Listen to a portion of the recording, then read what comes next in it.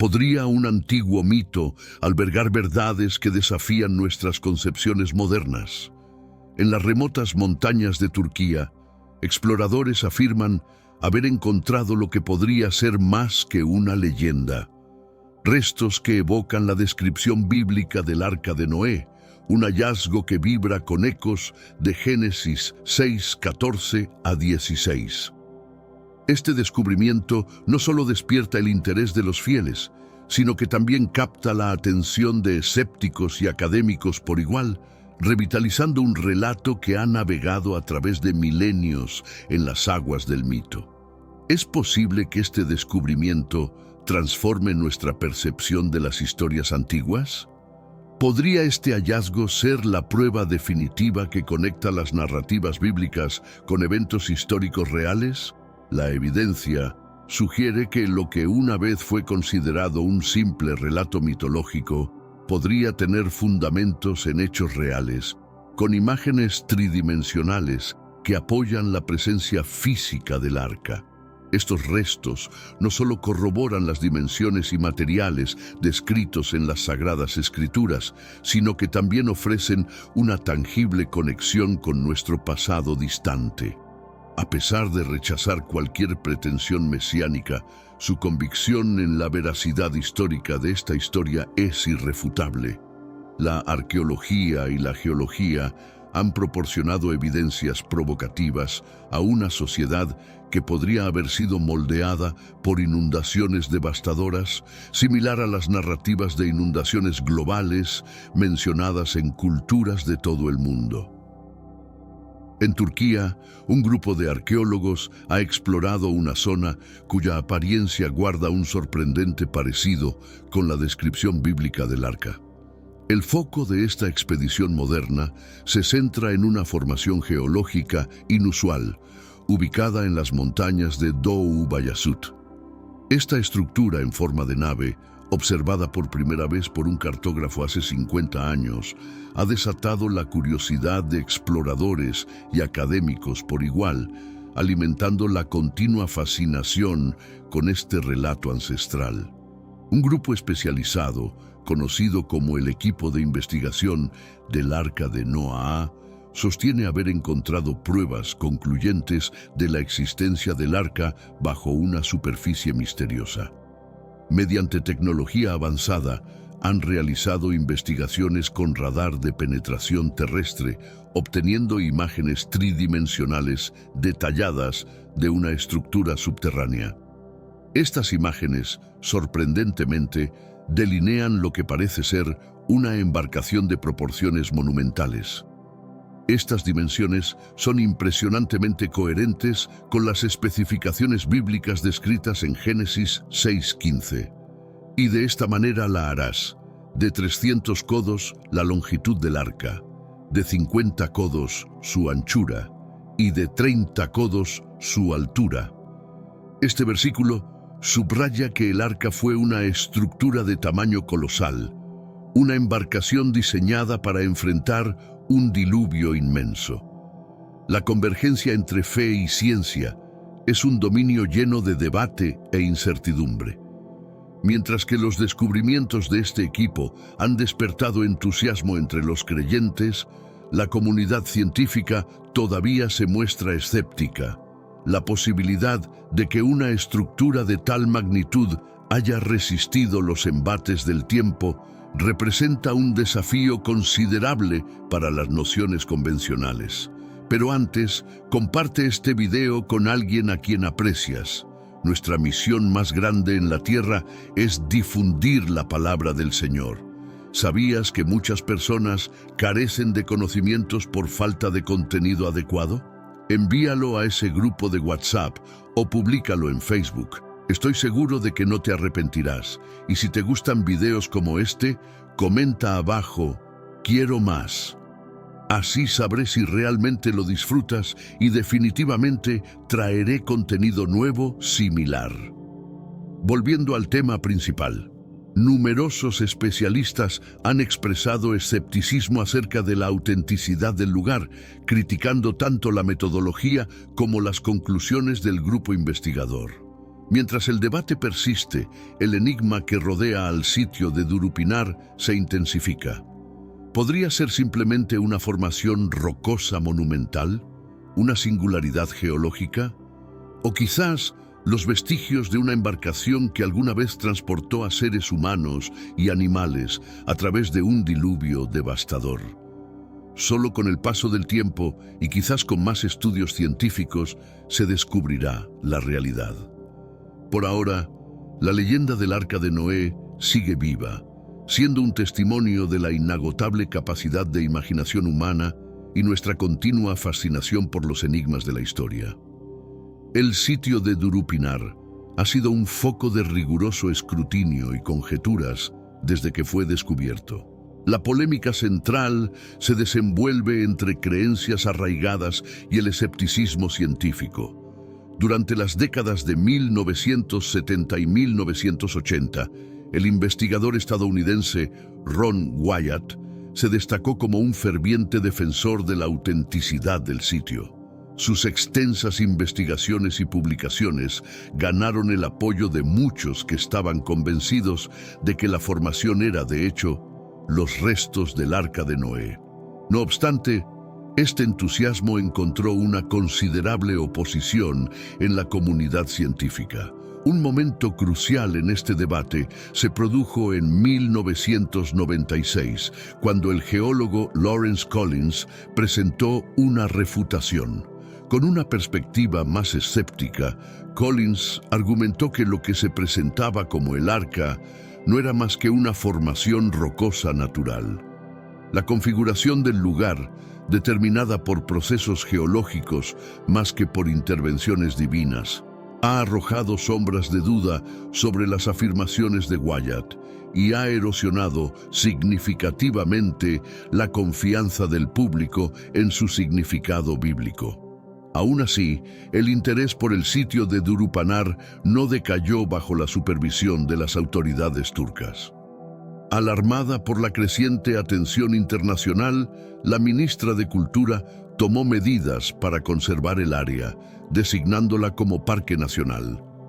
Esta acción, si bien conservó el sitio para investigaciones futuras, también restringió las actividades de excavación y exploración. A pesar de la protección oficial, el entusiasmo por el sitio de Durupanar se mantuvo. Equipos de investigación independientes, integrados por expertos tanto turcos como internacionales, han continuado con el estudio de la formación.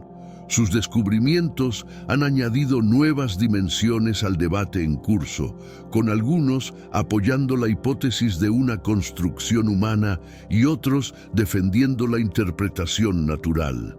A medida que la polémica se sostiene, el sitio de Durupanar permanece como un enigma atrayente.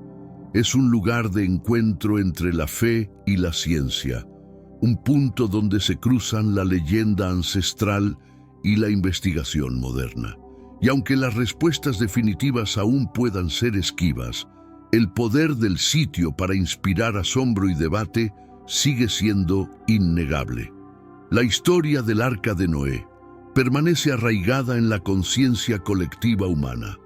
Esta es una historia de castigo divino, supervivencia y un mundo reconfigurado, tan familiar como extraordinaria. Sin embargo, más allá de esta narrativa mítica, emerge una pregunta crucial. Génesis 8:4. Y reposó el arca en el mes séptimo, el día 17 del mes, sobre los montes de Ararat. Este versículo conecta directamente el sitio de Durupanar con una ubicación bíblica crucial, destacando su importancia histórica y espiritual en la narrativa del diluvio de Noé. ¿Realmente ocurrió? La narrativa bíblica describe con intensidad un mundo sumergido bajo 40 días y noches de lluvias torrenciales, un desastre que casi borra a la humanidad de la existencia. En el centro de esta visión apocalíptica, una sola embarcación, el Arca, emerge como un faro de esperanza. Recientemente, expediciones en las áridas tierras de Turquía e Irán han declarado poseer pruebas físicas que respaldan esta antigua historia, persuadiendo incluso a los más escépticos a reevaluar sus creencias. No obstante, desvelar este enigma histórico presenta numerosos obstáculos. El libro del Génesis, que relata la historia del arca, se origina de una época donde las tradiciones orales se plasmaron por escrito. A lo largo de los milenios, este texto ha sido objeto de múltiples traducciones e interpretaciones, lo que exige un análisis crítico riguroso. La indagación histórica y arqueológica son esenciales para desentrañar las capas de tiempo y cultura y así revelar las verdades potenciales ocultas en el relato bíblico. Durante siglos, el arca ha sido el foco de búsquedas incesantes. Desde los exploradores más audaces hasta los investigadores contemporáneos, numerosas personas han sido cautivadas por la promesa de descubrir esta enigmática embarcación. Aunque la posibilidad de localizar el arca en nuestra época sigue siendo atractiva, la búsqueda en sí ha aportado valiosas lecciones sobre la historia humana y el delicado equilibrio entre fe y lógica. Más allá de las pruebas físicas, el arca ha fascinado a académicos y teólogos por generaciones. Génesis 7:12. Y cayó la lluvia sobre la tierra por 40 días y 40 noches. Este versículo subraya la magnitud del diluvio descrito, que sirve de telón de fondo para la historia del arca de Noé. Desde los eruditos del Renacimiento, como Athanasius Kircher, quien intentó alinear las proporciones del arca con medidas sagradas, hasta los expertos modernos que aplican tecnologías innovadoras, la incesante búsqueda por descifrar este buque legendario ha persistido. Cada hallazgo, ya sea respaldando o desafiando el relato bíblico, nos aproxima a entender completamente este misterio duradero. La epopeya de Noé y el gran diluvio se narra en Génesis, el primer texto de la Biblia hebrea. Hermanos míos, estamos viviendo los últimos días en esta tierra. Quiero recalcar que ya todas las profecías se están cumpliendo y se acerca el momento del fin. Te pregunto ahora, si hoy fuera el día del rapto de la iglesia, ¿estás preparado? Decidí lanzar para ustedes mi libro digital Caminos de la Revelación, descifrando la Biblia por completo. Es exclusivo de nuestro canal y ya ha ayudado a miles de personas en todo el mundo a prepararse para este gran día. Sumérgete ahora mismo en las profundidades de Palabra de Dios y prepárate para este gran día descargando este material que enriquecerá tu vida espiritual. No pierdas el tiempo. Haz clic en el enlace disponible en el primer comentario fijado y descarga de inmediato. Las unidades son limitadas, por lo que es crucial actuar. Ahora, para asegurar el acceso a este poderoso material, hazlo ahora antes de que se acaben las unidades. Aunque la tradición sugiere que Moisés fue el autor de Génesis, la certeza sobre su escritura es elusiva, rodeada de misterio como muchas de las antiguas leyendas. Dentro del vasto panorama de la historia, el relato de Noé sigue justo después de la creación del mundo y el tumultuoso origen de la humanidad post-Edén. Con la llegada de Noé se observa un mundo en decadencia. La humanidad no solo enfrenta el caos, sino que se encuentra en un estado de corrupción avanzada, con su perversidad esparciéndose rápidamente, arrasando con la civilización. El Señor, Dios del texto sagrado, contempla esta devastación y se lamenta de haber creado al hombre.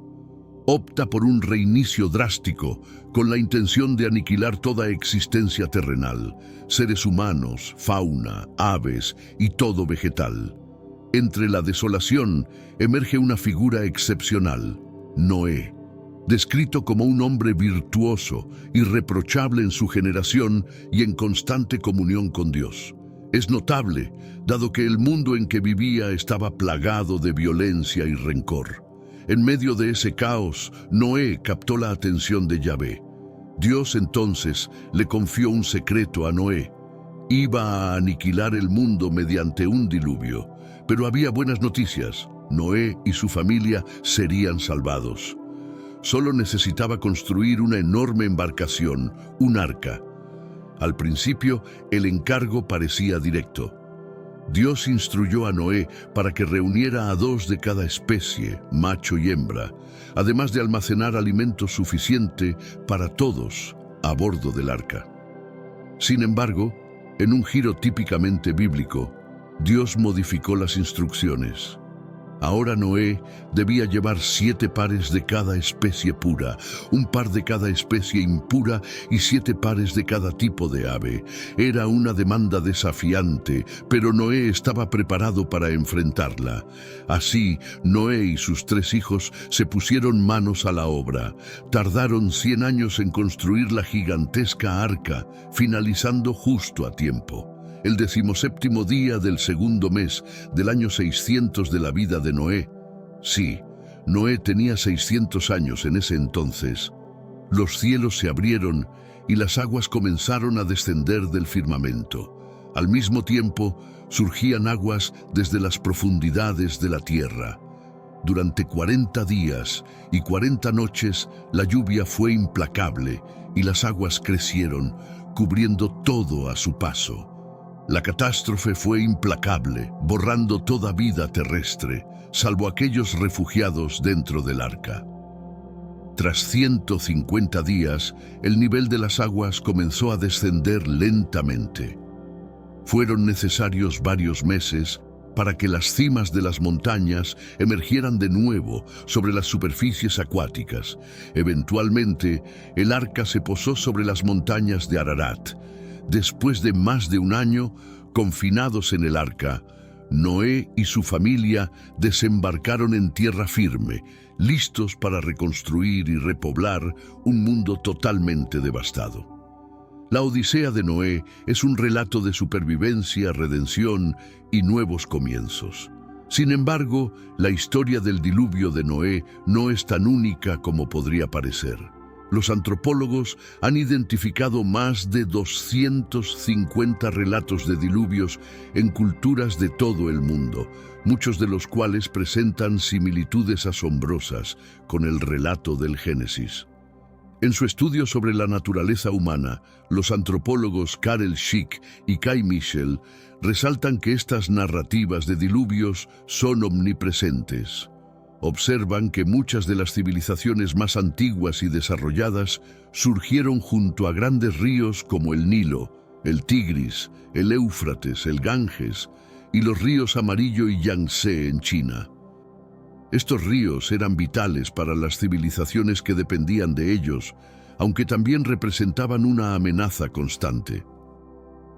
Los diluvios eran eventos esporádicos y devastadores para estas comunidades ribereñas, instaurando el concepto de una inundación catastrófica, un tema recurrente y resonante en sus mitologías. Para las antiguas sociedades que edificaron sus vidas en torno a ríos, lagos y mares, el temor a un diluvio masivo era una constante. Inundaciones, junto con hambrunas y epidemias, fueron algunos de los desastres naturales más comunes que enfrentaron las civilizaciones antiguas. Así, mientras que la historia de Noé en Génesis es un relato prominente dentro de la Biblia, también forma parte de un contexto más amplio y global de experiencias humanas y narrativas. En cuanto al arca, de acuerdo con el libro de Génesis, esta finalmente se posó en las enigmáticas montañas de Ararat, un detalle que ha impulsado numerosas expediciones y acalorados debates entre historiadores, arqueólogos y teólogos. El monte Ararat, una cumbre destacada en el oeste de Turquía, se ha vuelto casi sinónimo de la búsqueda del Arca de Noé. Su ubicación y cercanía a las tierras descritas en la Biblia lo convierten en un punto focal para aquellos que buscan evidencias del Arca. El hallazgo de un artefacto de madera por el historiador británico James Bryce en 1876 intensificó el interés, haciendo de Ararat un destino de peregrinación para los aficionados a la historia del Arca. Sin embargo, el enigma no se limita a la ubicación. La construcción del arca misma es un misterio. La Biblia señala que fue construida con madera de gofer, un término que ha generado diversas interpretaciones. Algunos creen que podría haber sido de ciprés o cedro, mientras que otros sugieren algo más inusual, como la palma de coco. La idea de utilizar palma de coco para la construcción del arca puede sonar extraña, dada su asociación con climas tropicales y la producción de aceite de coco. Sin embargo, su madera es extremadamente dura y resistente al agua, características que la harían idónea para una embarcación destinada a soportar un diluvio masivo. Sé que a veces en nuestras vidas tenemos más preguntas que respuestas. Si te sientes perdido y buscas claridad, tenemos algo para ti. Caminos de la Revelación, descifrando la Biblia por completo. Un libro lleno de enseñanzas y respuestas disponible ahora como un regalo en el primer comentario. No te pierdas la oportunidad de transformar tu vida y entender el verdadero propósito de estos desafíos. Varios académicos proponen que las rutas de comercio milenarias podrían haber traído tanto la palma de coco como el conocimiento de sus utilidades a la zona. Sin embargo, este argumento enfrenta un obstáculo considerable. Las palmas de coco no son originarias del área donde teóricamente se edificó el arca. La carencia de pruebas que asocian este árbol con la época antigua de la región, junto con la disponibilidad de opciones más tradicionales como el cedro y el ciprés, provoca escepticismo en muchos especialistas acerca de la idea de que la palma de coco se usara como madera de gofer. A pesar del interés que genera la propuesta de la palma de coco para la construcción del arca, la identidad real de este árbol misterioso sigue sin descubrirse. Al igual que el diluvio en sí, el arca está envuelta en leyendas y enigmas que siguen capturando la atención de la gente después de miles de años. ¿Es todo esto un mito o quizá un gran error interpretativo? La idea de que el árbol de copra fuera el legendario madero de gofer resulta atrayente, aunque es probable que se incline más hacia la ficción que hacia la realidad. Sin embargo, este pequeño misterio sigue provocando curiosidad, estimulando debates y manteniendo viva la historia. El interés en los materiales usados para el Arca de Noé refleja un interés más amplio por el pasado y las narrativas que han dado forma a nuestras culturas a través de los tiempos. Aunque el árbol de copra no haya tenido un papel protagonista, el entusiasmo por descubrir cómo se construyó el Arca de Noé es testimonio de nuestra fascinación por los misterios antiguos. Hay algo en estas historias que nos sigue cautivando, recordándonos la mezcla de mitos, historia real y especulaciones académicas que los hacen tan absorbentes. Y como ocurre con muchos relatos antiguos, la mezcla de realidad, ficción e interpretación nos invita a seguir indagando. Uno de los detalles más fascinantes de la historia del Arca de Noé es su puerta. Según la Biblia, Dios instruyó a Noé a entrar al arca a través de ella. Esa puerta era la única vía de entrada y salida, la única escapatoria del diluvio. Noé y su grupo ingresaron al arca confiando en que sería su salvaguarda. Dios, por su parte, aseguró la entrada una vez todos estaban adentro. Llegado el momento crítico, únicamente aquellos dentro del arca encontraron protección. Es notable que la puerta del arca estuviese abierta por un periodo antes de que el propio Dios decidiera cerrarla. Era posible para otros unirse, sin embargo, optaron por no hacerlo. La entrada permaneció accesible hasta el último posible momento, cerrándose justo antes de que la situación se volviera irreversible. Entonces, las aguas inundaron todo, y quienes no habían entrado al arca sufrieron las consecuencias. Este evento resalta la generosidad de Dios en ofrecer salvación hasta el último instante, dejando la decisión final en manos de las personas. Noé pasó alrededor de 70 años advirtiendo a los demás mientras erigía el arca, aunque sus advertencias fueron mayormente desoídas. De manera similar, muchas personas ignoraron a Jesús cuando predijo la destrucción de Jerusalén.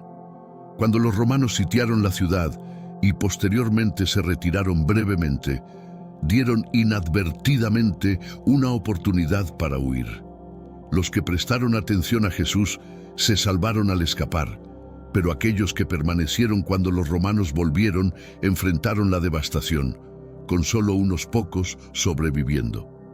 Este relato se convierte en una metáfora de la salvación, con el arca simbolizando el refugio que Jesucristo ofrece frente a las repercusiones del pecado. Tal como el arca fue la única esperanza de sobrevivir al diluvio, Jesús es el único medio para obtener la redención del pecado. La Escritura revela que todos estamos sumidos en nuestros errores, incapaces por nosotros mismos de alcanzar la redención.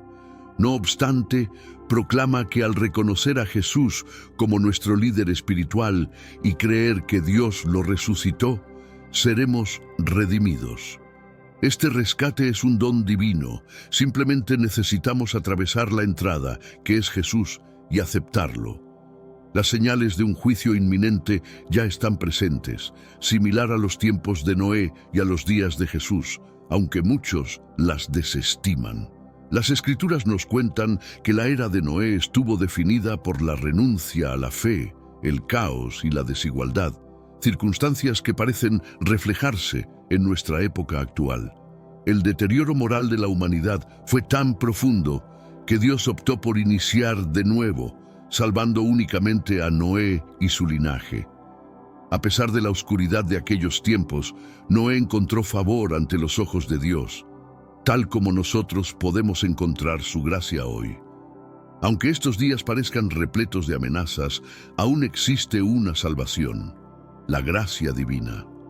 Así como Noé necesitaba un rescate, Dios nos ha ofrecido una vía de escape.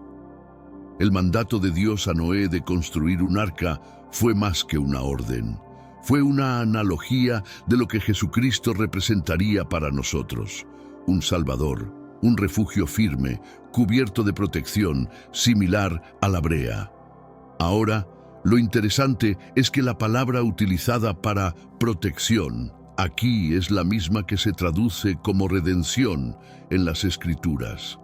Las aguas del diluvio representan la sentencia divina, y así como el juicio no podía penetrar el arca protegida, ningún veredicto puede afectarnos si estamos en Cristo, quien pagó por nuestros errores.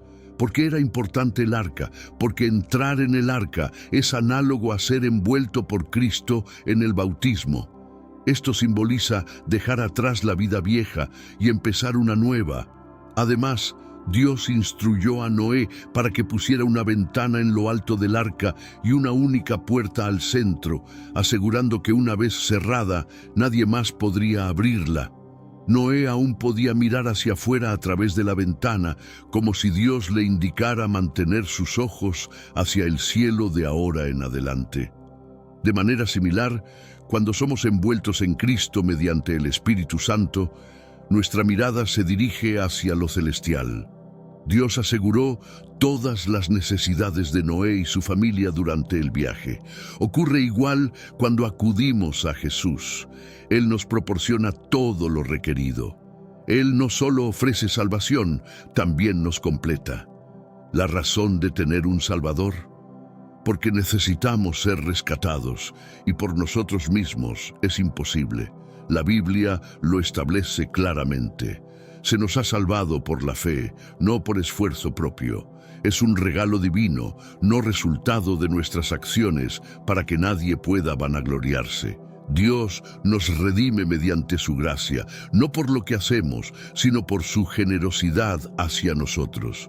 Noé encontró favor ante Dios, y ese favor se convirtió en la base de un pacto. Dios prometió: estableceré mi pacto contigo, entrarás en el arca, tú, tus hijos, tu esposa y las esposas de tus hijos contigo. Esto ilustra que Dios siempre está listo para ofrecernos su gracia. La gracia significa que somos rescatados sin ningún esfuerzo de nuestra parte. Y, como Noé, somos rescatados con un propósito para llevar a cabo las obras que Dios ha preparado para nosotros desde antes de existir. Cuando Dios invitó a Noé al arca, no solo le dijo entra, sino ven. Esto implica que Dios ya estaba dentro del arca, esperando por Noé. Asimismo, cuando estás en Cristo, estás sellado con el Espíritu Santo de promesa. Efesios 2, 8 a 9. Porque por gracia habéis sido salvados a través de la fe, y esto no proviene de vosotros, sino que es el don de Dios, no por obras, para que nadie se gloríe. Dios no solo cerró las aguas del diluvio, también aseguró a Noé y a su familia dentro del arca. ¿Podría haber Noé perdido su salvación? Imposible. Dios aseguró la puerta y una vez cerrada, permaneció así. Noé pudo haber tropezado dentro del arca, pero nunca iba a caerse de ella. Jesús afirmó, les otorgo vida eterna y nunca perecerán. Nadie los arrebatará de mi mano. Si la salvación dependiese de nuestras obras, entonces necesitaríamos mantenernos por nuestras obras. Sin embargo, somos salvados por gracia, y por gracia seguimos salvados. La primera vez que Dios devastó el mundo fue con agua. La próxima vez será con fuego. Las Escrituras advierten que el mundo de entonces pereció, inundado por agua. Ahora, las tierras que permanecen están reservadas por la palabra de Dios para ser consumidas por fuego en el día del juicio y la destrucción de los impíos. Entonces, ¿cuál es la lección? Sabiendo que el juicio se aproxima, ¿cómo debemos vivir? La Biblia nos instruye a llevar una vida de santidad y devoción, esperando y acelerando la llegada del día de Dios, aun cuando los cielos se desintegren y los elementos se fundan en el calor del juicio final. Ese juicio es Jesucristo. A través de Él, podemos experimentar la gracia del Dios omnipotente y encontrar refugio ante la tormenta venidera. Aquí presento 6 argumentos convincentes que sostienen que el juicio de Noé y el gran diluvio fueron eventos reales, evidenciados por recientes descubrimientos. A finales de los años 90, un individuo llamado David Allen Dill afirmó haber encontrado restos del arca de Noé. Ubicó estos vestigios cerca del monte Ararat, en Turquía, el sitio que muchos textos antiguos señalan como el lugar de reposo del arca tras el diluvio. Sé que a veces en nuestras vidas tenemos más preguntas que respuestas. Si te sientes perdido y buscas claridad, tenemos algo para ti. Caminos de la Revelación. Descifrando la Biblia por completo. Un libro lleno de enseñanzas y respuestas, disponible ahora como un regalo en el primer comentario. No te pierdas la oportunidad de transformar tu vida y entender el verdadero propósito de estos desafíos. Es particularmente llamativo que las proporciones de estos hallazgos se ajusten a las mencionadas en escrituras antiguas. Este descubrimiento ha suscitado entusiasmo y debates intensos al proporcionar un posible nexo tangible con el relato bíblico. La lista de reyes sumerios, un documento antiguo encontrado entre los escombros de Sumeria, ofrece pistas fascinantes. Este registro detalla los nombres de cada monarca desde los inicios de la historia. Lo asombroso es que, según esta lista, los monarcas anteriores al gran diluvio tenían una longevidad de cientos de años. Sin embargo, tras el diluvio, la duración de la vida de estos reyes se redujo considerablemente, aproximándose a lo que consideramos normal hoy en día. Este cambio drástico sugiere que un suceso tan monumental como el diluvio pudo haber cambiado la naturaleza de la vida humana de manera significativa. Los rollos del Mar Muerto. El hallazgo de los rollos del Mar Muerto en la década de 1940 fue un descubrimiento crucial. Estos pergaminos milenarios contienen relatos exhaustivos sobre el arca de Noé y el diluvio. Los textos describen con detalle el arca y cómo se empleó para resistir el diluvio, proporcionando un nivel adicional de autenticidad histórica a la narrativa. La precisión en estos textos ha reforzado la creencia de que tanto el arca como el diluvio fueron eventos concretos que dejaron una huella duradera en la humanidad, ciudades ocultas. En diversas partes del mundo, los arqueólogos han desenterrado restos de ciudades subterráneas. Estos descubrimientos no solo amplían nuestra comprensión del pasado, sino que también ofrecen nuevas perspectivas sobre cómo las civilizaciones antiguas podrían haber reaccionado ante catástrofes naturales de magnitud comparable a la del diluvio narrado en las Escrituras. Es fascinante observar que numerosas ciudades subterráneas resultaron ser inundadas en el mismo periodo que el diluvio mencionado en las escrituras bíblicas.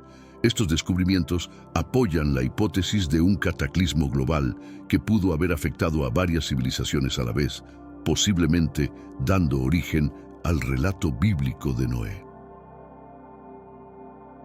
Marcas de inundaciones en alturas insólitas. Los chevrons son señales geológicas de antiguas inundaciones.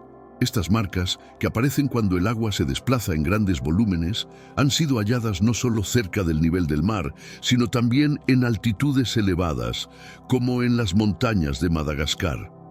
En 2004, un grupo de arqueólogos investigó estos chevrons y concluyó que son testimonios de inundaciones prehistóricas de gran escala, posiblemente similares a la inundación narrada en la Biblia.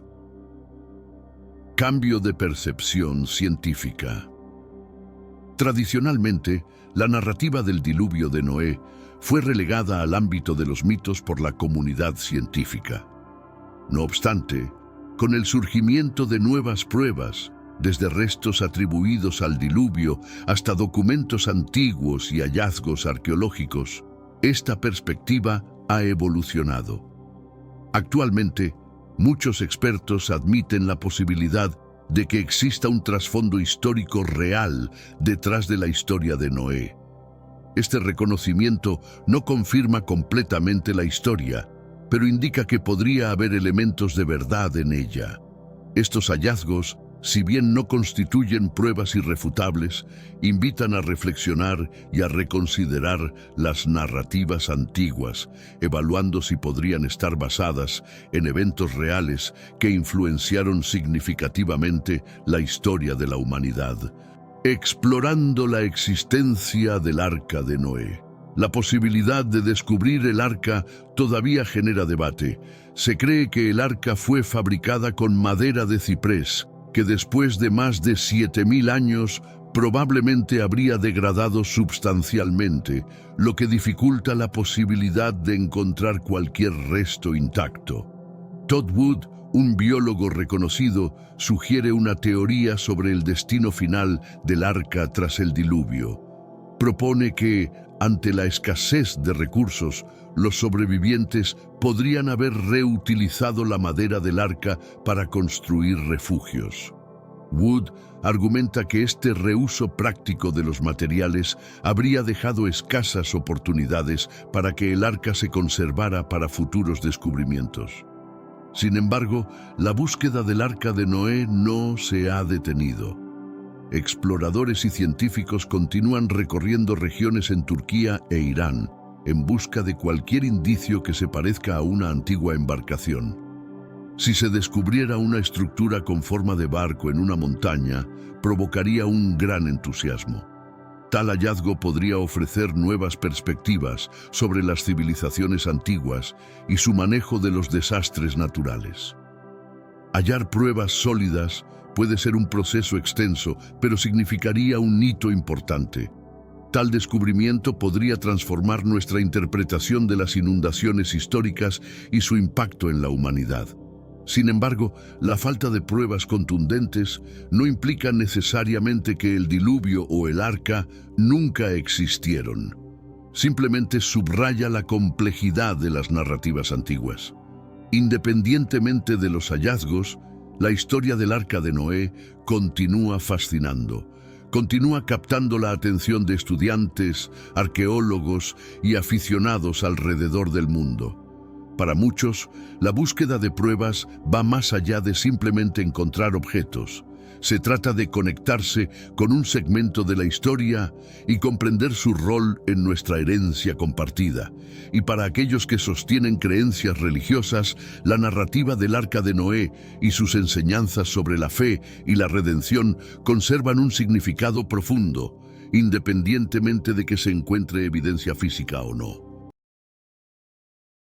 Un hombre fue elegido para cambiar completamente el curso de la historia humana. La Tierra atravesaba muchos desafíos, un periodo difícil que involucraba muchos pecados, maldad y falta de fe. A Dios, viendo desde el cielo, no le gustó nada lo que vio y decidió cambiar por completo el rumbo de la humanidad.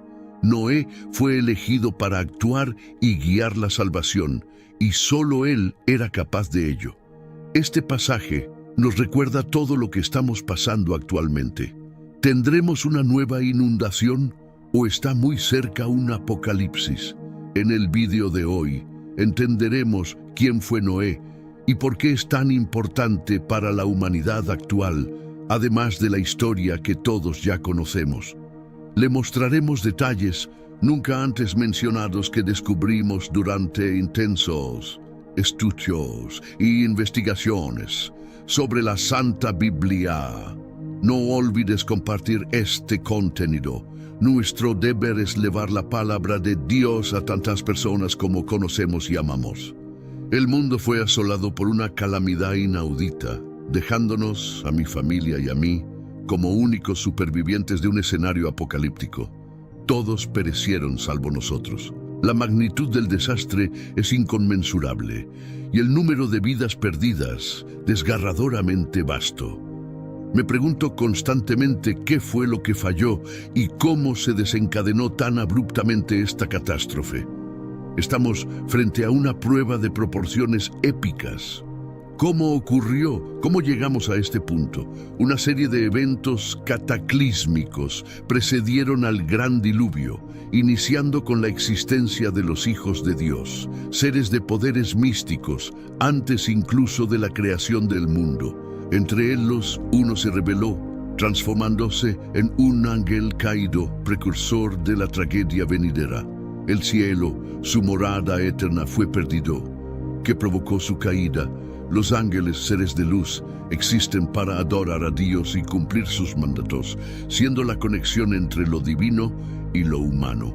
Su esencia es la de exaltar a Dios. No obstante, algunos abandonaron su propósito celestial y descendieron a la tierra, alterando el orden divino desde el Edén, donde Adán y Eva vivían en consonancia con la creación. Satanás, en su primera ofensiva contra Dios, corrompió la pureza terrenal, condenando a la humanidad a una existencia de sufrimiento.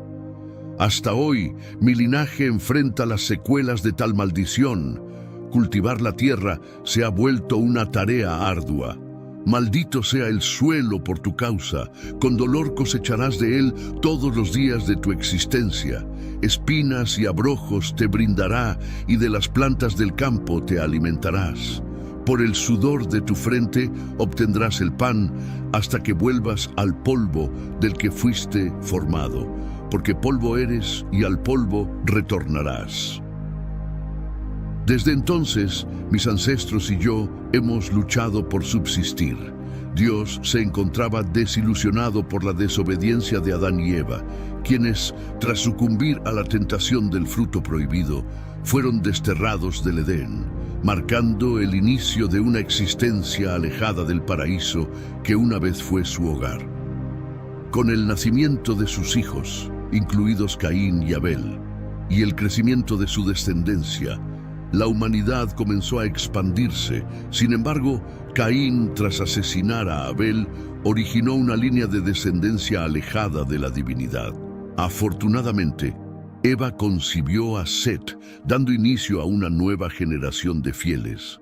Con el tiempo, la humanidad se dividió entre los descendientes de Caín y los de Set, Y mientras la población aumentaba, también lo hacía la maldad y la violencia.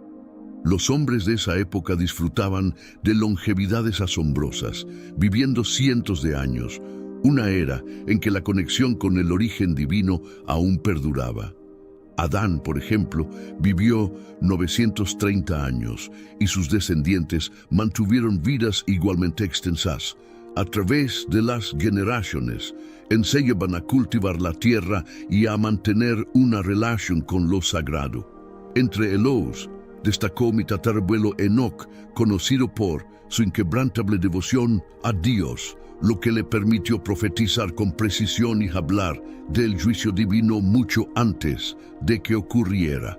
Con el paso del tiempo, la humanidad se organizó en tribus y clanes, trazando su linaje a los patriarcas originales y explorando nuevos territorios. La evolución de la civilización se marcó con la diversificación de roles y profesiones, desde artesanos hasta eruditos, formando complejas estructuras sociales. 10 generaciones después de Adán, nos encontramos enfrentando los desafíos de una tierra endurecida por la maldición original, complicando la subsistencia.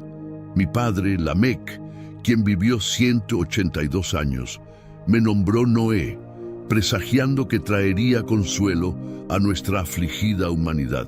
En este contexto emergieron los Nefilim, seres extraordinarios fruto de la unión entre ángeles caídos y humanos, exacerbando los conflictos mundanos por su imponente presencia, alejando a las personas del verdadero Creador. Su existencia marcó un período de mayor caos y pecado, preparando el escenario para una intervención divina sin precedentes. Los rebeldes desfiguraron la integridad del mundo, estos seres celestiales que se levantaron en desafío al Creador, deseando a las mujeres terrenales y engendrando a los gigantes sobre la tierra en esos tiempos. Estos colosos son el resultado antinatural de la unión sacrílega entre los vástagos celestiales y las féminas mortales, convirtiéndose en los varones imponentes de la antigüedad, figuras de leyenda. Habito en este universo, un dominio de titanes y nefilim, una esfera saturada de iniquidad. Entonces, el Creador observó la inmensa maldad del ser humano sobre la tierra, notando que cada pensamiento de sus mentes estaba perpetuamente inclinado hacia lo maligno. Este no era un espacio de serenidad o virtud, sino un ámbito invadido por el pecado, la agresión y la decadencia ética.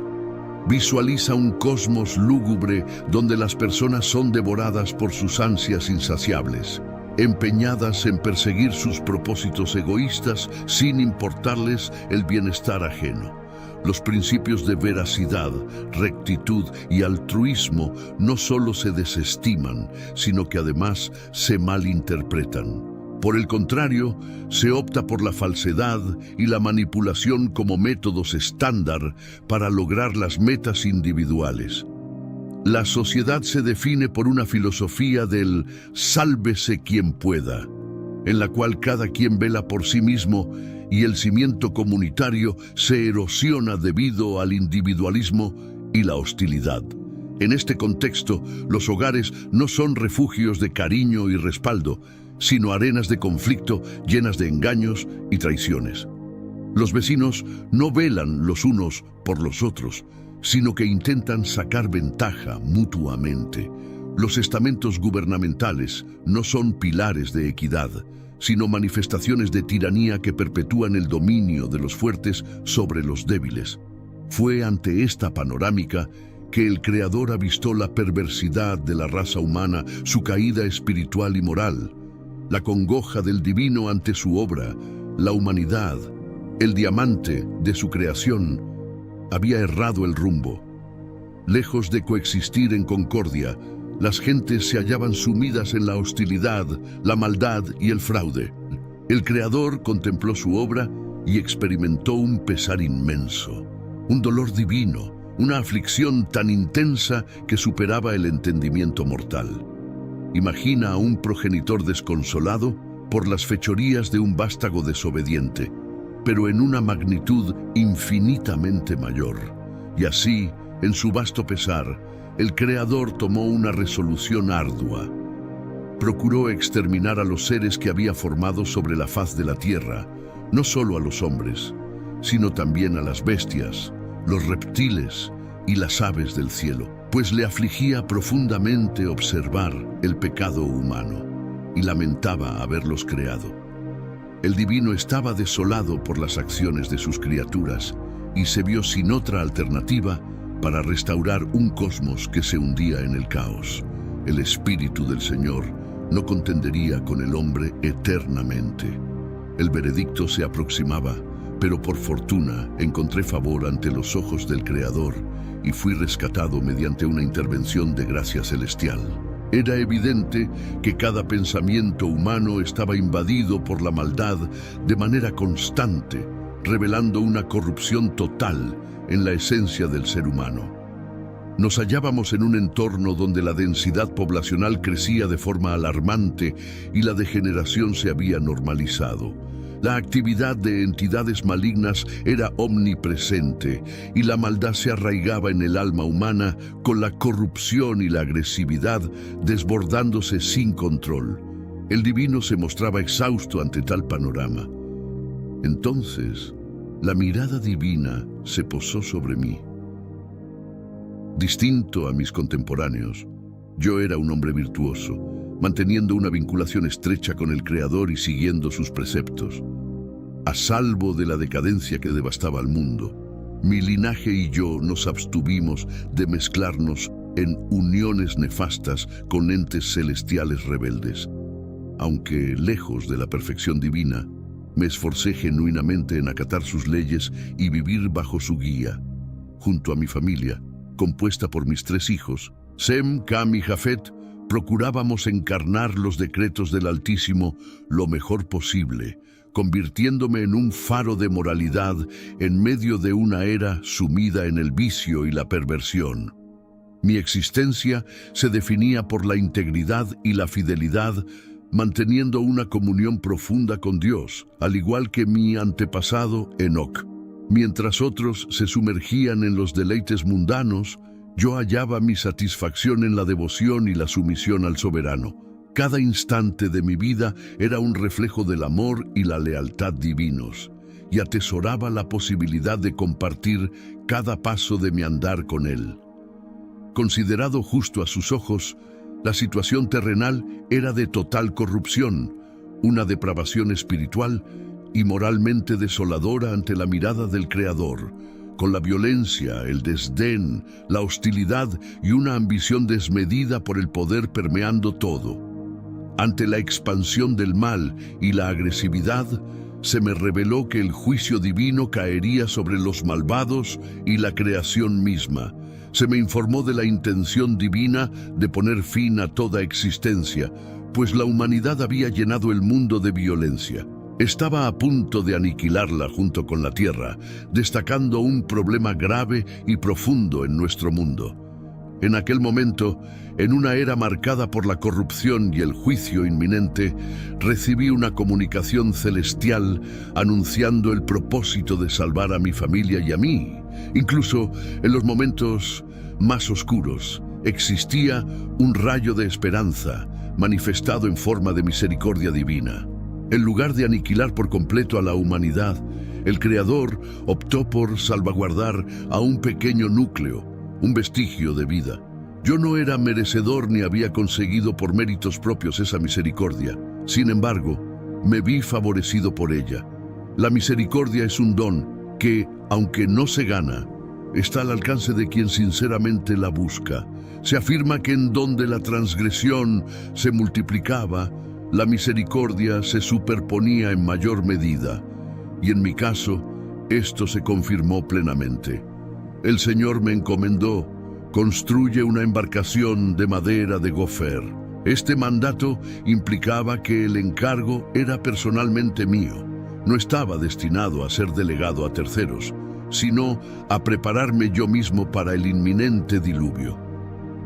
Recibí instrucciones detalladas para la construcción de la embarcación que debía incluir múltiples espacios: establos, caniles, nichos, jaulas y compartimientos destinados a albergar a todas las especies animales junto con sus provisiones, garantizando así la durabilidad de la construcción.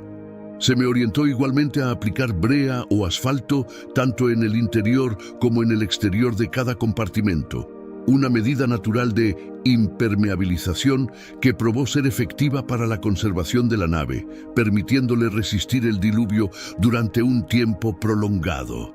Es plausible que la preservación de la embarcación obedeciera a un propósito superior, fungiendo tanto como memoria del juicio divino ya acontecido, como señal de futuras advertencias.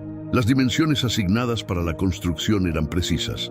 El largo del arca debía ser de 300 codos, su ancho de 50 codos y su altura de 30 codos, equivalente a aproximadamente 450 pies de largo, 75 pies de ancho y 45 pies de alto.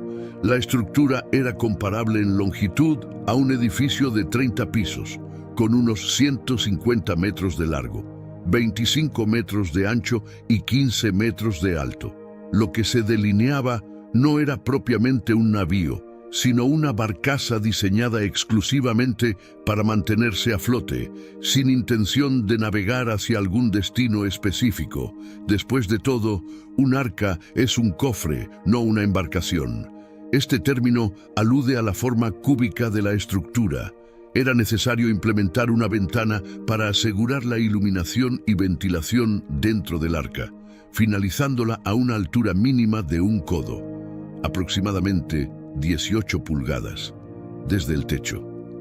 Desde el ápice y colocando la entrada del arca en uno de sus flancos, era imperativo construirla con 3 niveles, uno inferior, otro medio y un tercero superior. La estructura del arca evocaba la simplicidad de una caja, aunque su magnitud era descomunal.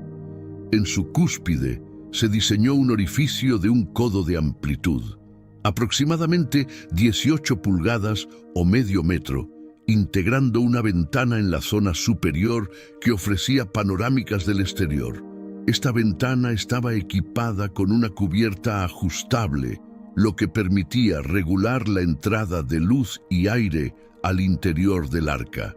Iniciando la edificación de esta vasta estructura, me asaltaban interrogantes sobre el propósito de semejante empresa.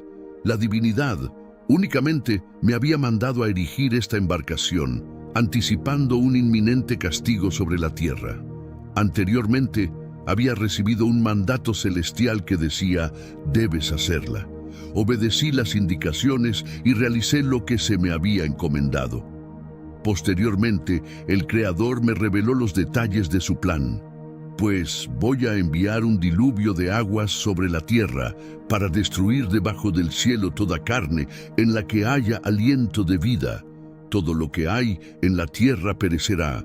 Me hallaba ante la misión de ser un agente clave, tanto en el juicio más drástico como en la salvación más grande que el mundo jamás haya conocido. Fue un instante trascendental, cargado de inmensa responsabilidad y propósito.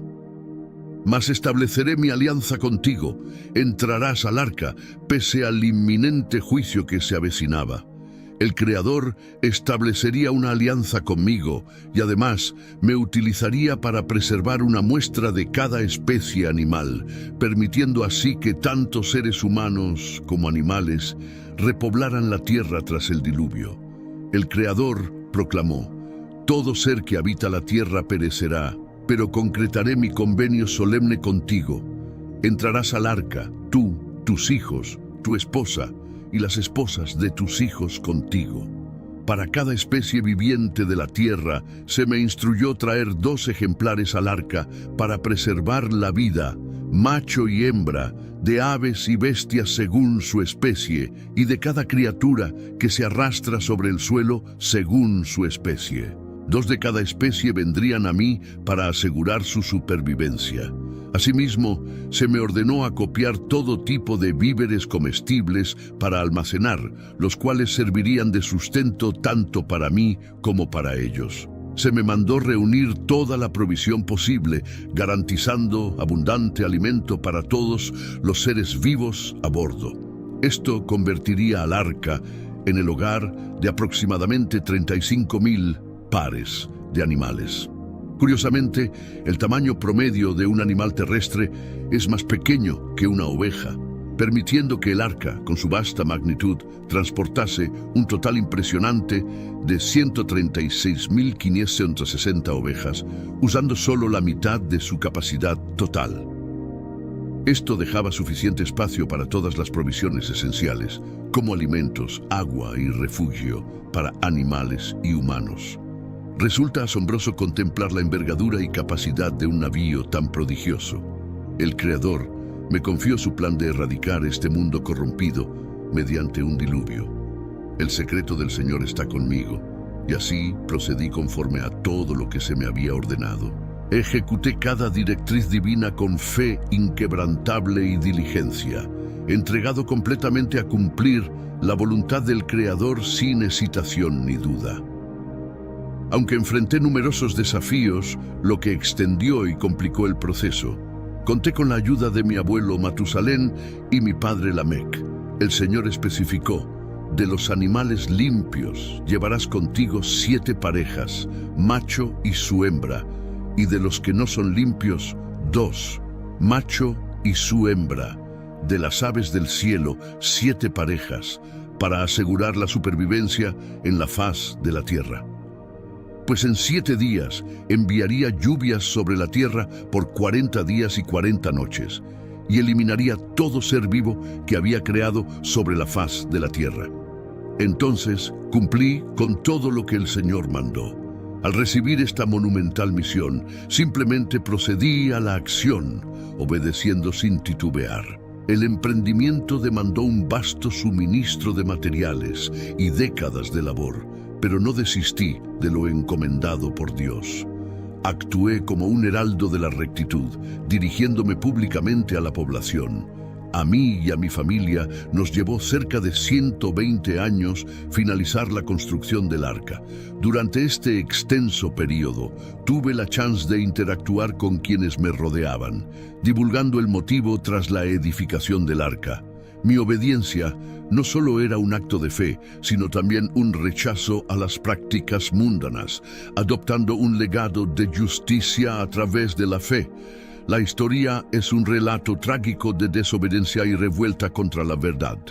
A pesar de las advertencias sobre el riesgo venidero, optaron por desatender el llamado y descartaron refugiarse en el arca en un tiempo marcado por el escepticismo rampante. Mi discurso trascendía las meras declaraciones. La propia construcción del arca era un testimonio de mi dedicación a la justicia. Cada golpe de martillo y cada clavo incrustado en la madera era un recordatorio para el pueblo de que era imperativo arrepentirse y retornar a la justicia antes de que fuese demasiado tarde.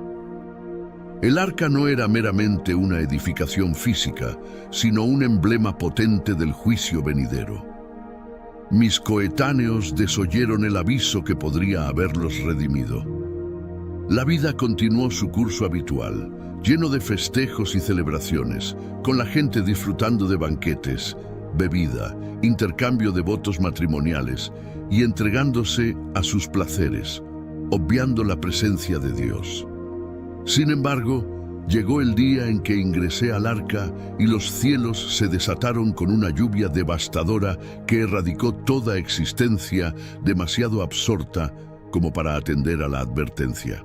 A lo largo de 120 años, dediqué mi existencia a promulgar la justicia entre la gente, anhelando suscitar una transformación en sus corazones y mentes. Desafortunadamente parece que mis palabras se perdieron en el vacío, ignoradas y olvidadas. Me cuestiono si alguna vez abrirán sus corazones y redirigirán sus vidas hacia la virtud que con tanto ahínco intenté inculcarles. Construí el arca 600 años después de que Dios creara a los humanos, seres dotados de inteligencia y capacidad para innovar. En una época donde la expectativa de vida rozaba los chilayos, las hazañas de los más destacados innovadores prediluvianos fueron impresionantes. Edificábamos ciudades, fabricábamos instrumentos musicales y manipulábamos metales. Mi civilización estaba en la cúspide de su desarrollo industrial mientras me dedicaba a la obra del arca. La tarea de erigir el arca fue monumental, exigiendo un esfuerzo físico colosal, inversiones considerables y una paciencia sin límites. Todo el proceso estuvo plagado de riesgos e incertidumbres. Para los espectadores externos, mi empeño pudo haber parecido un absurdo. Persistí en el proyecto durante décadas, incluso frente a las burlas y las mofas de quienes me rodeaban. A pesar de ello, me mantuve inquebrantable en mi fe, continuando con la construcción del arca, consciente de que era mi deber y destino. Mi labor era obedecer a Dios y confiar en Él para que proveyera lo necesario, incluida la sabiduría para construir una embarcación robusta y completar el proyecto a tiempo. Imagina lo que fue cuando el arca estuvo finalmente terminada. Sin embargo, en ese lapso perdí a mi padre. Él ya no estaría a mi lado para presenciar el juicio. Tras algunos años, incluso el profeta Enoc, mi ancestro, partió.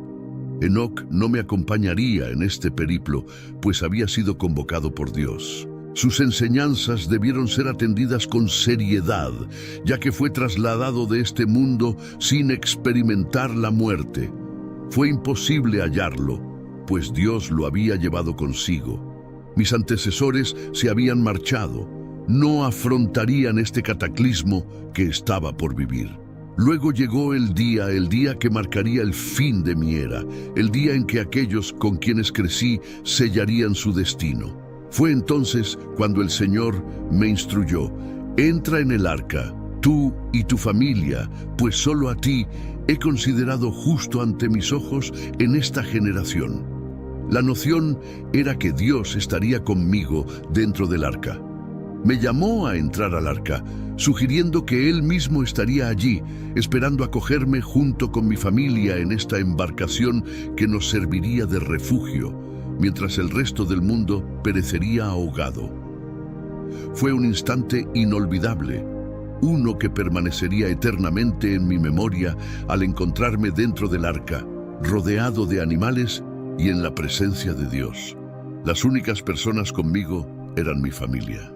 Comprender la pérdida de todos aquellos que conocí desde mi niñez fue desgarrador. Hice cuanto pude, les advertí con persistencia. Hoy perdería a todo aquel que no perteneciera a mi círculo íntimo. Todos serían juzgados. El ambiente se llenó con el sonido de miles de criaturas, cada una emitiendo su canto peculiar. Después de años de arduo esfuerzo, finalmente completamos el ingreso de algunos animales, en los cuales Dios instauró un instinto migratorio que funcionó de manera asombrosa. Esta fue la colección de animales más grande y completa jamás reunida, no por habilidad humana, sino únicamente por la intervención divina.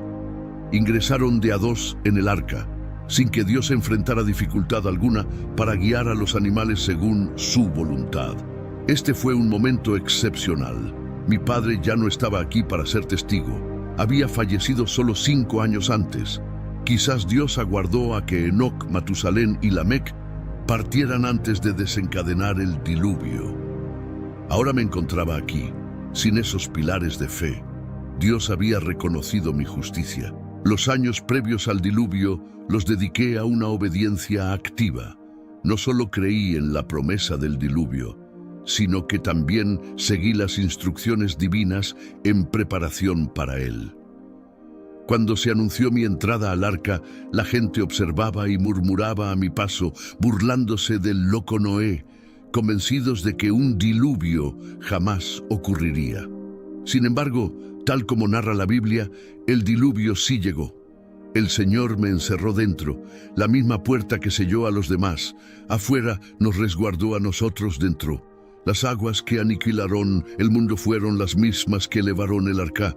Alcanzaba los 600 años de edad cuando el diluvio, esa inmensa inundación, se abatió sobre la tierra, engulléndola por completo. En ese momento yo, junto a mis hijos, mi esposa y las esposas de mis hijos, nos refugiamos en el arca para huir de las aguas devastadoras. Animales puros e impuros, aves y toda criatura que reptaba sobre el suelo fueron guiados por una fuerza divina hacia el arca, ingresando de a pares, macho y hembra, tal como me fue instruido por Dios. 7 días después de nuestra entrada, los cielos se desataron y las aguas del diluvio inundaron la tierra. En el año 600 de mi vida, el día 17 del segundo mes, se desencadenaron todas las fuentes del gran abismo, y las compuertas de los cielos se abrieron, precipitándose lluvias sobre la tierra durante 40 días y 40 noches. La espera en el arca durante 7 días antes de que comenzara a llover puso a prueba nuestra fe tras más de un siglo de preparativos. Finalmente, las aguas emergieron de las profundidades terrestres, acompañadas de cataclismos geológicos, marcando un periodo de purificación y prueba antes de adentrarnos en un mundo renovado. Ese mismo día, yo, junto a Sem, Cam, Jafet, mi esposa, y las esposas de mis hijos, ingresamos al arca. Nos acompañaron todas las especies de animales, cada una según su especie, todas las aves y cada ser que se desplaza sobre la tierra conforme a su especie. Entramos al arca de 2 en 2, todos los seres vivos con aliento de vida. Entraron macho y hembra de toda carne, siguiendo las órdenes divinas, y el Señor selló la entrada tras nosotros. Todo estaba dispuesto tal y como lo había predicho el Señor, preparados para el diluvio que Él traería sobre la tierra. La tarea de cerrar la puerta no recayó sobre mí, sino que fue una acción divina. Habitualmente, somos nosotros quienes tomamos decisiones sobre la inclusión o exclusión en la salvación, pero es prerrogativa de Dios hacer tal juicio. Él mantuvo la puerta abierta hasta el último instante, pero al final tuvo que cerrarla. Ya sea abierta o cerrada, el arca representaba la única salvación, mientras que para el resto del mundo era un veredicto de condena. Los que quedaron fuera no tuvieron oportunidad de redención tras los 120 años de gracia. Fuera del arca, la muerte era inevitable, pero dentro reinaba la paz absoluta. El diluvio duró 40 días y noches, elevando las aguas que, a su vez, elevaron el arca, permitiéndole flotar por encima de la tierra sumergida. De hecho, las aguas se elevaron 15 codos por encima de las cimas más altas, sumergiendo completamente las montañas. Toda forma de vida que se desplazaba sobre la tierra falleció. Aves, ganado, bestias domésticas, fauna salvaje, toda criatura que reptaba sobre el suelo y toda la humanidad, cada ser sobre la tierra firme, dotado de aliento y espíritu de vida en sus narices, pereció. Dios exterminó, borró, erradicó toda existencia viviente de la superficie de la tierra. Hombres, animales, reptiles y aves del cielo fueron aniquilados del planeta. Solo yo y quienes me acompañaban en el arca sobrevivimos. Este fue un diluvio de proporciones globales. Es complejo imaginar la cantidad de lluvia necesaria para cubrir completamente las montañas. A pesar de las dudas e incredulidad de muchos, Dios demostró su lealtad y cumplió su promesa tras 120 años. El diluvio persistió durante 150 días sin cesar. Durante este periodo de catástrofe y juicio, mi familia y yo permanecimos a salvo, resguardados y protegidos dentro del arca. Luego, Dios dirigió nuevamente su mirada hacia nosotros. Recordó a todos los seres vivos y a todos los animales que me acompañaban en el arca, preparándose para intervenir de manera significativa en nuestras vidas. Envió un viento sobre la tierra y las aguas comenzaron a disminuir. Dios jamás me olvidó, me sostuvo día a día dentro del arca, pero en ese momento focalizó de nuevo su atención activa en mí. Fue como si me recordara de nuevo, encerrado en el arca durante tantos días, en el momento preciso, Dios me tuvo en cuenta. Frente a un desastre natural como una inundación, es fácil sentirse desamparado y sobrepasado. Sin embargo, no debemos olvidar que el Todopoderoso, creador del vasto universo y de nuestro mundo, es capaz de apaciguar incluso las aguas más turbulentas. Su sabiduría y poder trascienden nuestro entendimiento y Él puede superar cualquier adversidad, por intimidante que la naturaleza pueda parecer. Nada es imposible para la divinidad que rige nuestro cosmos. A medida que las aguas del diluvio se retraían, el arca encontró reposo en el monte Ararat. Imagina esa escena, una impresionante cadena montañosa cuyas laderas norte y este se elevan desde la extensa planicie del río Aras, alcanzando una altura de 3.300 metros sobre el nivel del mar.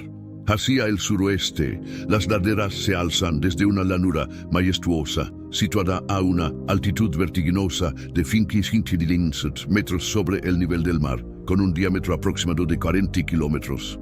El monte Ararat se erige como un espectáculo natural sobrecogedor, capaz de suscitar admiración por su magnificencia y belleza sin par. Ararat, considerado la cuna originaria de la humanidad, nuestro propio Edén, fue testigo de cómo el cielo se desgarraba con estruendosos truenos mientras las fuentes del abismo se fracturaban, liberando sobre la tierra un diluvio sin precedentes. La lluvia incesante azotó durante largos días, amenazando con aniquilar toda forma de vida existente. Sin embargo, de manera milagrosa, las aguas iniciaron su retirada, desvelando paulatinamente los contornos de un mundo largo tiempo olvidado. El 17º día del 7º mes, el arca encontró descanso sobre las imponentes cumbres de Ararat, convirtiéndose en un faro de esperanza en medio de la devastación. Con el transcurso de los días, el retroceso del agua continuó hasta que, al llegar el primer día del 10º mes, se divisaron las cimas montañosas en la distancia, heraldos del renacer de la vida sobre la tierra. La pertinaz lluvia cesó, aunque el poder divino detrás de este fenómeno seguía siendo palpable, evidenciando el dominio absoluto de Dios sobre los elementos naturales, dictando el flujo y reflujo de las aguas a su voluntad. El monte Ararat, pese a no parecer el sitio más accesible para desembarcar del arca, si fue elegido por Dios como el punto de anclaje, indudablemente era el emplazamiento idóneo. Desde allí, los animales podrían dispersarse en todas direcciones a medida que las aguas diluvianas se replegaban. A medida que retrocedía el diluvio, una impresionante realidad se iba revelando. Las cumbres montañosas, antes ocultas bajo el manto acuático, emergían gradualmente. Este diluvio global fue tan devastador que incluso los picos montañosos se vieron sumergidos, desaparecidos de la vista. Pero conforme el nivel del agua disminuía constantemente, las montañas resurgieron, erigiéndose como testigos de la potencia y ferocidad con que el diluvio había arrasado la tierra. Tras 40 días, lleno de una mezcla de ansiedad y esperanza, abrí la ventana del arca que había construido con esfuerzo y dedicación. Con un ánimo expectante, liberé un cuervo para que explorase el mundo más allá del arca. El cuervo, incansable, volaba de un lado a otro, agitando sus alas sobre el paisaje aún sumergido, hasta que finalmente las aguas se retiraron y la tierra firme quedó expuesta. La naturaleza carroñera del cuervo le permitía sostenerse sin necesidad de posarse, aprovechando las carcasas flotantes para descansar y alimentarse. Sin embargo, este ave no sería suficiente indicador para nosotros. Requeríamos de un emisario que regresase con noticias. Tras semanas de confinamiento en el arca, optamos por enviar una paloma en un acto de valentía para verificar si las aguas se habían retirado, mientras sobrevolaba el vasto mar que aún cubría la tierra. Todavía las aguas cubrían la totalidad de la superficie terrestre. La espera se tornaba inaguantable. Extendiendo mi mano, atraje a la paloma hacia el arca, abrigándola cerca, y luego aguardé, lleno de inquietud, otros 7 días antes de permitirle emprender un nuevo vuelo. Al volver, la paloma portaba en su pico una hoja de olivo fresca, señal inequívoca de que las aguas se habían retraído de la faz de la tierra. Aquella imagen, la de una paloma con una hoja de olivo, simbolizaba más que esperanza. Al ser un ave de naturaleza limpia, no carroñera, su reluctancia a posarse hasta encontrar un lugar apropiado y seco para hacerlo, reflejaba una lección de pureza y gracia. Aún no daba por finalizada mi tarea. Esperé 7 días más y liberé nuevamente a la paloma, que esta vez no volvió. Fue entonces cuando comprendí que nuestro periplo había concluido y que finalmente habíamos hallado tierra firme. La ausencia de retorno de la paloma indicaba que había empezado su existencia en un nuevo mundo, tal como el cuervo y la paloma habían sido los precursores en adaptarse a esta renovada tierra. Pronto, también los demás animales comenzarían sus vidas a Fresh. Dios me había instruido específicamente cuándo entrar al arca, pero no me había revelado cuándo debía salir.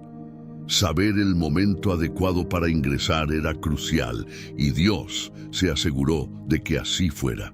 Sin embargo, el momento de la partida no me fue revelado, pues Él siempre comunica a su pueblo lo que es prácticamente beneficioso. Al llegar el primer año, en el primer mes, el primer día del mes, las aguas se habían secado sobre la tierra. Al retirar la cubierta del arca y observar, vi que el suelo estaba seco, un momento lleno de anticipación y alivio tras el confinamiento. Aún así, permanecimos dentro del arca un tiempo más, hasta que, en el segundo mes, el 20º día del mes, la tierra se había secado por completo. Fue entonces cuando Dios me habló, indicándome salir del arca junto a mi familia y llevar con nosotros a todos los seres vivos, incluyendo aves, animales y todo ser que se arrastra sobre la tierra, para que proliferaran abundantemente en la tierra, fructificaran y se multiplicaran sobre ella. Al salir, cada animal, cada criatura que se arrastra, cada pájaro y todo ser que se mueve sobre la tierra, abandonó el arca en grupos familiares, organizados según sus especies y clasificaciones. Así, valientemente ingresé al arca el día 17 del segundo mes de mi 600º año de vida, enfrentándome a un año de tempestades y desafíos marítimos, hasta que, finalmente, en el segundo mes de mi 601º año, emergí triunfante y con vida del arca. Fue un año de transformaciones significativas, pero sobreviví para relatar la historia. Imagina entonces la tierra rebosante de vida, mientras las criaturas del arca repoblaban este mundo rejuvenecido. El planeta comenzaba a vibrar nuevamente con la diversidad y la vida que alguna vez se habían perdido. Emergiendo de los confines del arca, puse pie en un mundo vasto y renacido. Al avanzar hacia afuera, todo el horizonte se desplegaba ante mí, listo para ser explorado y habitado de nuevo. En un acto de profunda devoción, erigí un altar espléndido en honor al Señor, seleccionando meticulosamente de entre los animales y aves más puros y selectos para ofrecer en sacrificio. Las llamas ascendían hacia el cielo mientras con humildad presentaba mis ofrendas, mi corazón rebosante de veneración por el Todopoderoso. Fue un instante sublime que me marcó profundamente, una auténtica prueba de fe y sacrificio, realizado con tan solo 7 ejemplares de cada especie en el arca. El riesgo de extinguir algunas de estas especies estaba presente, pero procedí con el sacrificio, consciente de que a Dios le complacen las ofrendas de gran valor. Este desafío emocionante es una invitación a honrar y conectar verdaderamente con Dios a través de sacrificios significativos. Estamos llamados a contribuir generosamente, ofreciendo lo mejor de nosotros y el sacrificio de alabanza. La entrega total a Dios, especialmente en el sacrificio, debe ser significativa y de gran costo. El Señor, al percibir el aroma de la ofrenda, se sintió complacido, prometiéndose a sí mismo no volver a maldecir la tierra por causa del hombre, reconociendo la naturaleza inclinada al mal del corazón humano desde la juventud. Esta ofrenda generosa desató un profundo contento en Dios, como si el aroma de la carne asada llenase el aire, tocando el corazón divino. Dios, entonces, estableció una promesa monumental para mí y para la humanidad. Nunca más destruiría toda criatura viviente con un diluvio de tal magnitud. Esta promesa nacida de la misericordia divina reconoce la tendencia humana hacia el mal, pero opta por la clemencia frente a futuros cataclismos. En este acto de bendición, Dios extendió su gracia sobre mí y mis descendientes, prometiendo prosperidad y dominio sobre la tierra. Anunció que el temor hacia nosotros recaería sobre todas las criaturas terrestres y marinas, entregándonos la soberanía sobre la creación y permitiéndonos el consumo de todo ser vivo, similar a como se otorgaron las plantas a Adán. Sin embargo, se nos advirtió sobre el respeto debido a la vida simbolizada en la prohibición de consumir la sangre. Este nuevo comienzo traía consigo un mandato renovado de Dios, lleno de infinitas posibilidades, estableciendo un paralelismo con las instrucciones dadas a Adán. Ahora, no solo las plantas, sino también los animales estaban a nuestra disposición, marcando un nuevo capítulo en la relación entre la humanidad y la creación, bajo la premisa del respeto y la gratitud hacia la vida que nos fue concedida. La sangre constituye la esencia misma de la existencia, siendo el pilar de la vida, por lo cual no sorprende que amerite el máximo respeto. Ya sea la sangre de un ser humano o de un animal, simboliza el núcleo de nuestra existencia. Al derramar sangre, estamos eliminando la vida en sí. Este acto no se fundamenta en supersticiones o misticismos, sino en el reconocimiento de la sacralidad inherente a toda forma de vida. Existían prácticas de consumo de sangre, pero estas contravenían los preceptos del Señor. El Señor manifestó que demandaría cuentas por la sangre derramada, tanto de animales como de humanos, enfatizando que la vida de cada ser es preciosa y su pérdida, sujeta a juicio divino. La admonición de que quien derrame la sangre del hombre, por el hombre su sangre será derramada, subraya un principio fundamental. La vida humana, creada a imagen de Dios, es intrínsecamente valiosa y su terminación indebida exige una respuesta severa. Este mandato divino recalca la importancia de preservar la vida a cualquier costo. En casos de asesinato, Dios establece que el culpable merece enfrentar la pena capital, reflejando la seriedad con la que se debe tratar la vida humana. La repetición del llamado a ser fecundos y multiplicarse subraya la urgencia de repoblar y restaurar la tierra post-diluviana, asegurando la supervivencia de nuestra especie. Dios renovó su compromiso con la humanidad y toda forma de vida, estableciendo un pacto que prometía la ausencia de futuros diluvios destructivos. Este convenio no solo se extendió a los humanos, sino también a cada ser viviente, asegurando que la devastación global por agua no se repetiría. La promesa divina, simbolizada por el arco iris en las nubes, serviría como recordatorio perpetuo de esta alianza eterna entre Dios, la humanidad y todas las criaturas. Cada vez que las nubes cubran el cielo, y el arco iris aparezca, será el signo de un recuerdo compasivo del pacto, asegurando que nunca más las aguas del diluvio se desatarán para destruir la vida en la tierra.